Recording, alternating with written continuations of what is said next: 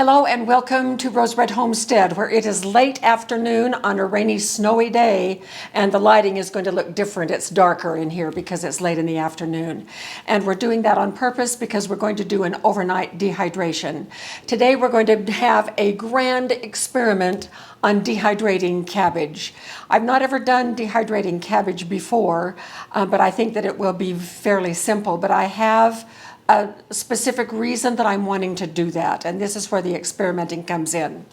When I was growing up, one of the meals that my mother fixed, because it was so budget friendly, was corned beef and cabbage. So I grew up thinking that one head of cooked cabbage with a can of corned beef crumbled into it was corned beef and cabbage. And it was delicious. We just loved it as children. And so because corned beef and cabbage is the official meal of St. Patrick's Day, and St. Patrick's Day is coming up in just a little over a month, I thought it would be great to see what we could do in terms of putting together food storage, cabbage, and canned corned beef, because we certainly can't store fresh corned beef for long term unless we do some preservation of it. So I just thought we could buy some cans of corned beef and then have some dried cabbage that we could rehydrate and then probably saute. And the traditional meal has also boiled red potatoes and carrots with it too. Here's what we're going to do today. We're going to process the cabbage, get it in the dehydrator overnight, come back in the morning, and then we will see if we can rehydrate some, and then slice up some of this and have it on the side. The big question right now is, do we blanch or do we not blanch the cabbage? Well, the information all over the internet is varied, and most people say you don't have to blanch the cabbage, but I'd like for you to take a look right here. This side was not blanched, and I just put it directly on the trays from the package. This side, I blanched it for a couple of minutes with a pinch, literally just a pinch of baking soda. Baking soda seems to preserve the green in green vegetables a lot longer on the shelf than just plain water does. So this is the difference between the two. Now, they're both fine. With the dehydrated cabbage, we can turn it into powder for vegetable powder to add to all kinds of things, or we could drop it in soups and stews, but I just decided that this is so fine that about the only thing that I would want to do with this coleslaw mix is to turn it into vegetable powder. I could drop it in some soup, but I like things in soup so that you can be able to tell what it is. What we have decided to do is to work with 2 heads of cabbage. I have a regular green head sliced in wide slices right here and purple right here. So because of the results of my little trial, we are definitely going to blanch. And I am going to put a pinch of soda in. So I'm going to move these over here. We have boiling water here, and I'll show you how I blanch. Then we'll get it on the trays and get it into the dehydrator, and it will dehydrate through the night. So we'll be back in just a moment. So here is just a pinch of soda that I spilled. And I'm just going to plunge a few of these little sliced cabbages in here. And once the water comes back to a boil, we will boil for about 1 minute, and then we'll move it over here onto this rack. So we'll wait now for that to come back up to a boil. All right, these have boiled for about a minute, maybe 2 minutes. So I'm just going to lift them out and put them here on the tray. Let them cool and drain for just a couple of minutes while I get another batch going. So it's still a little bit warm, so I'm just going to spread it out here on the trays.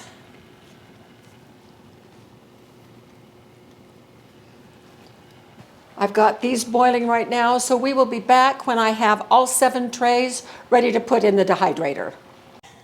Here's the last of it out here cooling down just a little bit. I'm going to put it out here on the tray. And we'll have 7, here we go, 7 trays The purple is probably going to dry faster because it's thinner on the trays.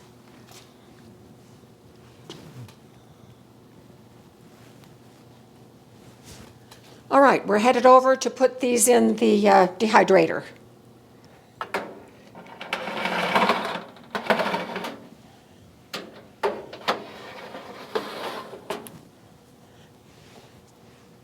So here goes the last one.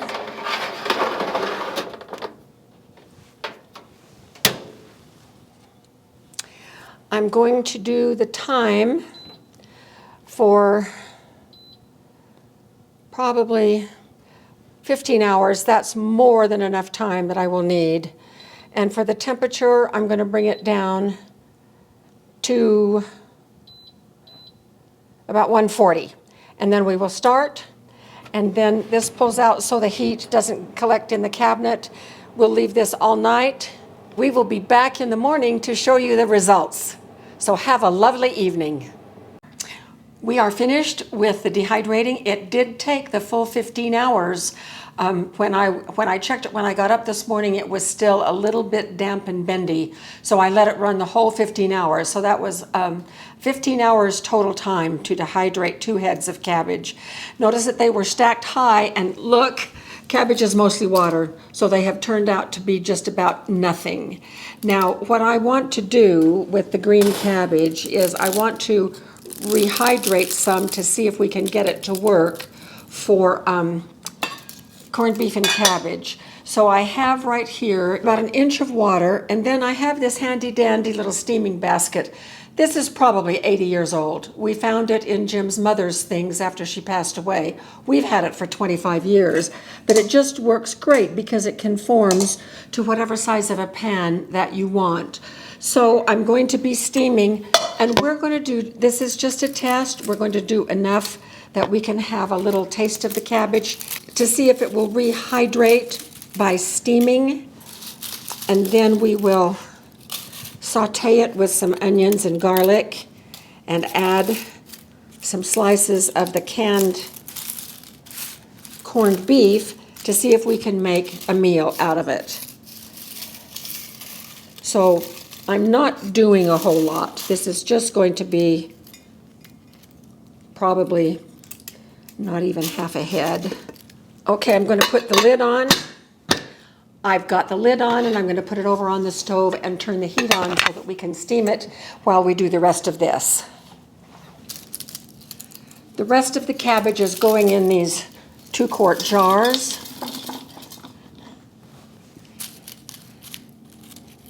I'm trying really hard not to break it because I like it in the strips.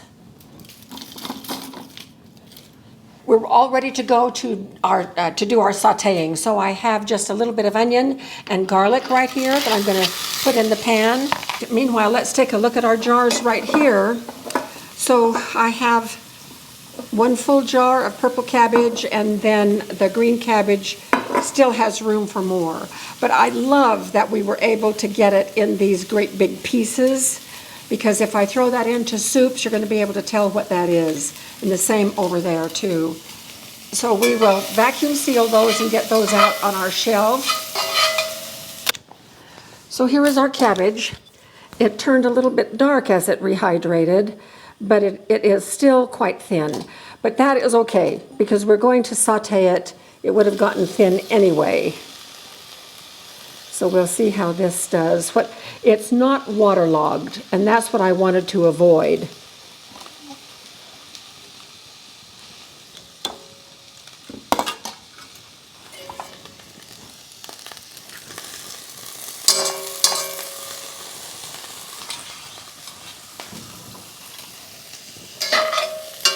So we're going to mix it with the onions and the garlic.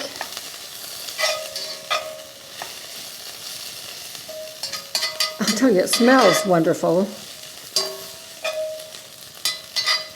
And then I've got a couple of pieces of the corned beef from the can. We're going to just put in here to heat up. To start the sautéing, I had about 1 tablespoon of olive oil in the bottom of the pan.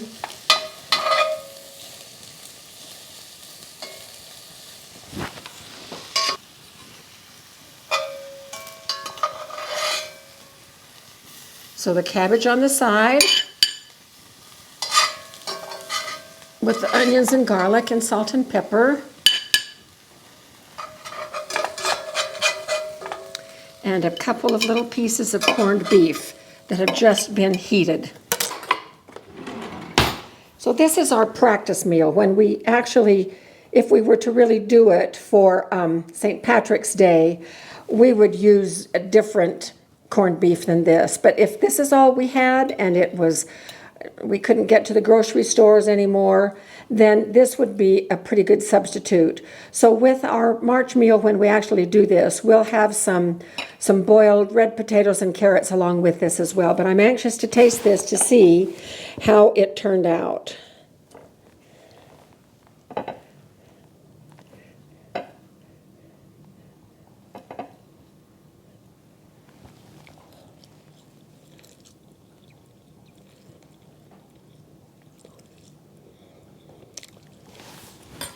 Not good.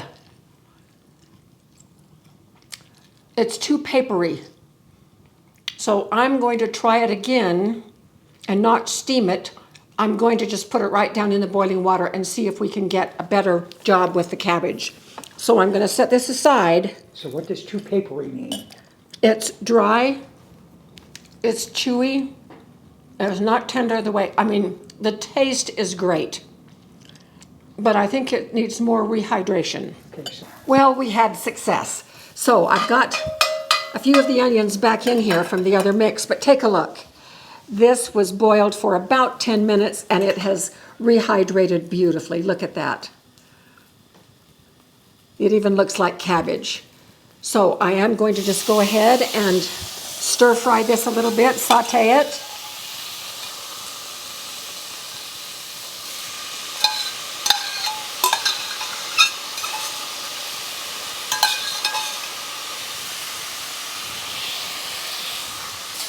It's acting much more like cabbage. the other looked like seaweed. I know. I had Jim take a bite of the other and he said one word, yuck, dry. Well, I guess that was 2 words. Or maybe I added the yuck. Anyway. I don't know. It was bad. It was bad.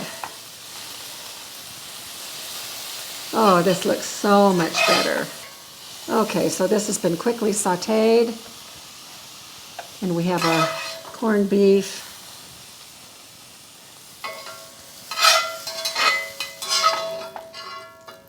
And this is just a test anyway. Oh gosh, that looks fantastic. So let's see how this does. Looks much more pliable. Yeah, it is.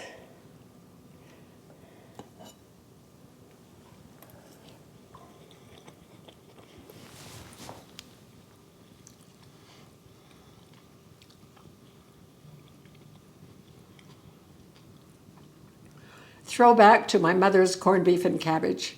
Just like home cooked, huh? Oh, it's gonna almost make me cry. What a flood of memories.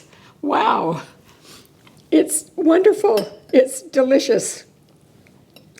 And if we had to do without fresh cooked corned beef, this canned corned beef is a pretty darn good substitute. So Jim and I are going to have our lunch, and this has turned out fantastic. The cabbage, you can hardly tell it was ever dehydrated. It tastes and looks and feels like cooked cabbage. So I think once we figured out not to steam it, but rather to actually boil it, and for about 10 minutes, and so it can get completely rehydrated. That was the key. So thank you so much for being with us, and we will see you soon for another video.